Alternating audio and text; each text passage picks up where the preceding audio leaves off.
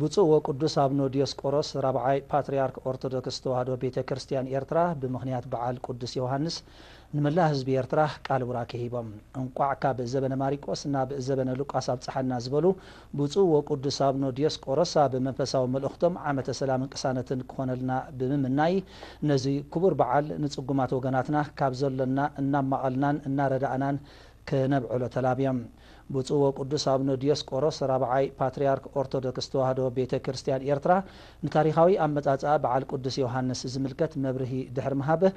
ኣብ ውሽጢ ሃገርን ወፃእን ንዝነብር ህዝቢ ኤርትራ ናብ ልምዓትን ህንፀትን ዝተዋፈሩ ኣባላት ሓይልታት ምክልኻልን ሓበንን ጽንዓትን ክህቦም ብሕማም ንዝሳቀዩ ወገናት ድማ ህድኣትን